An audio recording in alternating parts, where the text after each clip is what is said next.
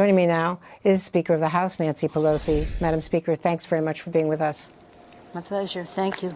And of course, you're joining us the day after a hearing, a very difficult hearing for the Postmaster General, indeed, on the House side. So let's start with the voting. And on Saturday, you passed a $25 billion emergency bill for the post office. We know it's not going to be taken up by the Senate. The president said he would veto it. So what happens next? How can you be sure that the Postal Service is not crippled going into the election?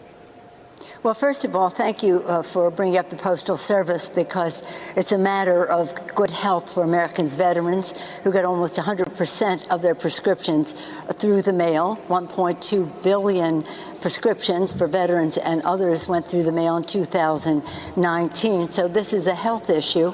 In times of a pandemic, the worst possible time for the post office to be cutting back, and of course the health of our democracy at risk. Actually, what the president said is if they pass a freestanding bill on the post office, he would sign it. Yeah, I would sign it, he said.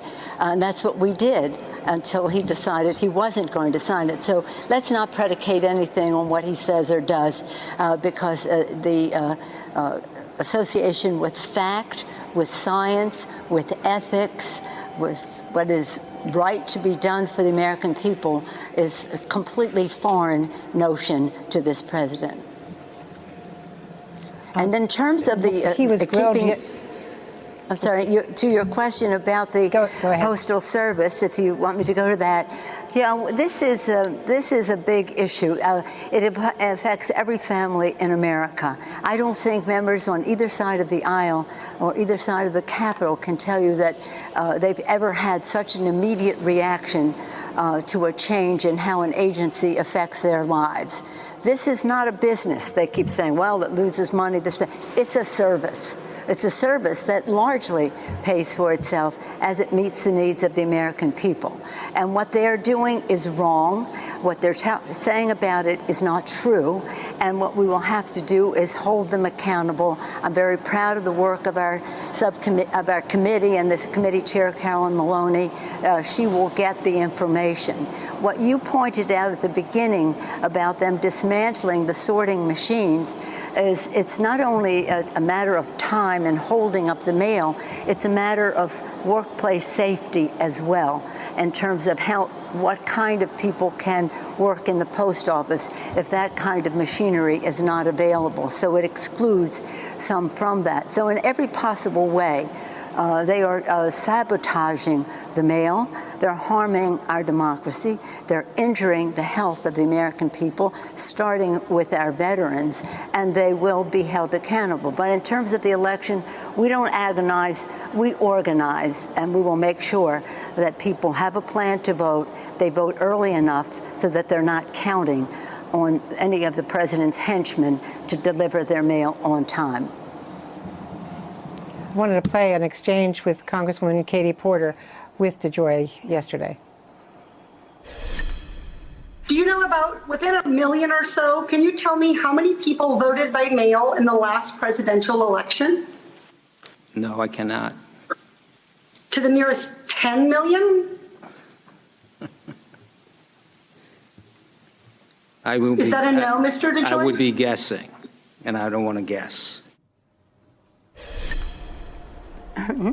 Madam Speaker, is he qualified for this job? Well, if the qualification is that you are a mega donor to Donald Trump and chaired his inaugural committee, if that's the criterion, then yeah, he qualifies. But in the basis of knowledge of the system, he's known how to profit off of it. He's known how to compete with the post office. He just doesn't share the value of it being an all-American service to the American people, written into the Constitution. Our first Postmaster General, Benjamin Franklin. A postmaster was Abraham Lincoln. Harry Truman was even a postmaster, although he yielded the position to a widow who needed the money when he was named a postmaster. So this is as American as apple pie, motherhood, baseball, you name it, except when it comes to these guys who want to privatize it, make a profit off of it. That's all they really know is show me the money for them, not show me the service for the American people. No, I think he's absolutely the wrong person for the job.